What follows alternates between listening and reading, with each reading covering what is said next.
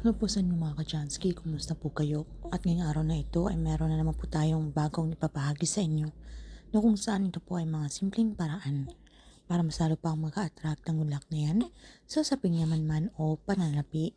So bago po natin simula ng anumang ritual, ay nais ko lamang pong i-promote sa inyo mga ka-Jansky para po sa mga gusto ng mga pampaswerte sa inyong mga negosyo, sa inyong mga trabaho, sa inyong mga career, o kung kayo po ay mahilig maglaro ng anumang uri ng sugal, meron po tayong pampaswerte dyan.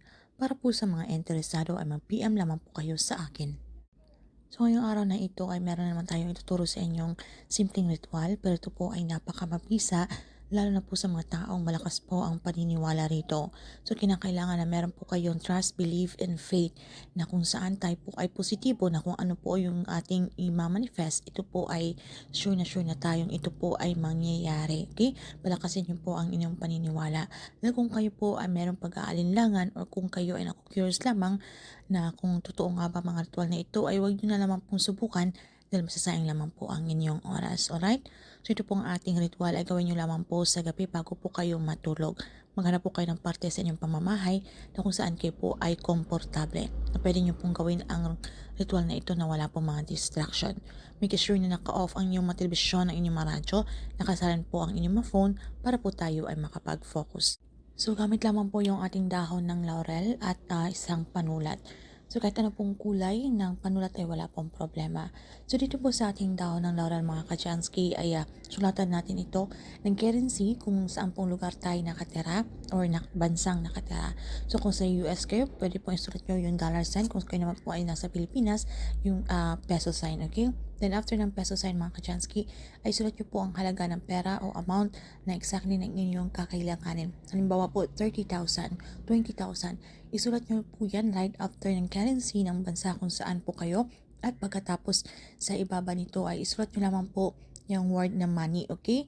Yung word na money. So kung ano naman mga ka-Jansky, kung hindi naman po pera, yung inyong ang yung kakailanganin ay sa iba po, halimbawa sa inyong mga negosyo, gusto nyo po maging successful, pwede nyo pong isulat lamang yung currency sign pagkatapos success, okay? Keyword lamang po para magkasya po sa ating dahon ng laurel. So, depende na po sa inyong pangangailangan ang isulat nyo po sa inyong dahon ng laurel.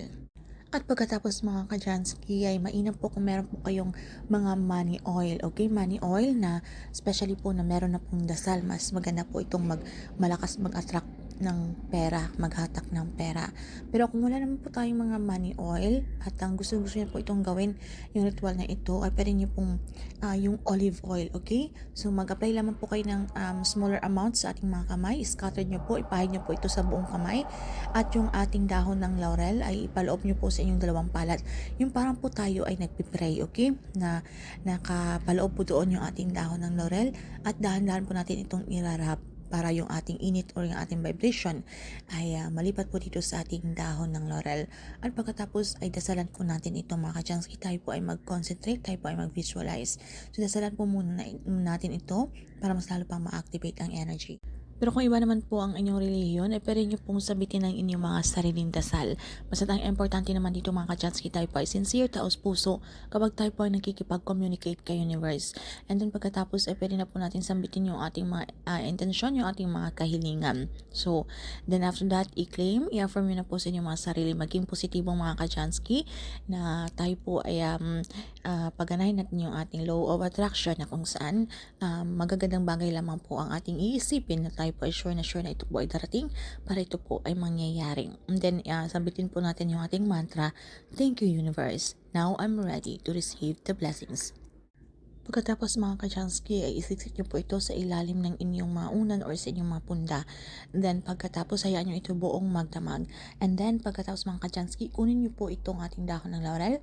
Humarap po kayo sa bandang silangan kung saan po kayo nasisikatan ng araw. Ito po ay gawin natin between 6 to 8 a.m. Okay? Dito po sa bandang oras na ito ng umaga ay gawin nyo po itong ating dahon ng laurel na pasinagan nyo po sa sinag ng araw at muli po ay tayo ay mag-concentrate, tayo ay mag-visualize, pakaisipin po natin muli yung ating mga intensyon, yung ating mga wish, okay?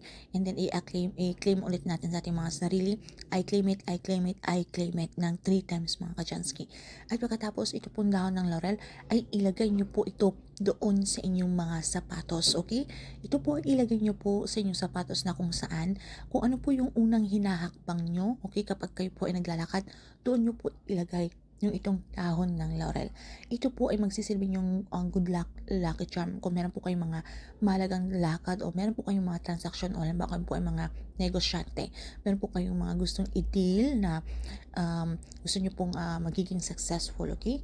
So, ito po ay mainam na gawin nyo po, especially sa araw na halimbawa kayo po ay masaya, kayo po ay positibo at huwag nyo pong gawin ang ritual na ito na kayo po ay galit, kayo po ay malungkot, kayo po ay may kaaway, dapat tayo po ay masaya, okay? And then, ito po ay kinabukasan kung meron po kayong mahalagang lakad, ito po ay mainam na gawin ang ritual na ito. Especially po kung meron po kayong ina-applyan trabaho or kung kayo po ay may board exam. So, ito po ay maglagay lamang po kayo sa inyong sapatos. Ito po ay para ma-unlock yung mga prosperity, abundance, okay? Na gusto nating i-manifest sa ating pamumuhay, sa ating buhay. Ma-unlock din yung money and wealth kung kayo po ay laging kapos. Dahil kung napapansin nyo po, halimbawa kayo po ay hardworking na mga tao and then pagkatapos kung meron mang perang darating ay agad po na papalitan ito ng mga paggastos na meron po agad-agad na kailangan na halimbawa may nagkakasakit. So, lagi na lang pong nangyayari na gano'n. So, meron pong mga negative energy or mga kamalasan na yan. So, para ma-unlock po natin, okay, yung swerte sa inyong buhay, pwede nyo pong gawin ang ritual na ito. At syempre mga kajansky, ipanatag nyo lamang po ang inyong mga sarili. Huwag po tayong maging atat na inaantay po natin kung kailan ba darating ang swerte na ito. So hayaan nyo po sa universe na siya pong gagawa nito para sa iyo dahil kung alam nyo po deserve po ang bagay na yan. Okay, ito po ay mangyayari at ibibigay po ito ni universe. At tandaan po natin mga kajansky na kapag ginagawa po natin ang ritual na ito ay tayo pa rin po ay gumawa ng pagsusumikap, tayo po ay magsipag, tayo pa rin po ay gumawa ng aksyon. Hindi po itong tipong tayo ay upo na lamang sa isang tabi at mag-aantay na lamang po ng grasya. Hindi po ito ganun mga kachansky. So, dapat kayo pa rin po ay gumawa ng effort, okay? Nasa atin pa rin po ang may control at tayo pa rin po ang gumagawa ng ating kapalaran. Nasa ating kamay ang tagumpay mga kachansky. So, itong mga pampaswerte ay isang gabay o inspirasyon lamang para mas lalo pang lumapit ang mga inaasam nating swerte sa ating buhay.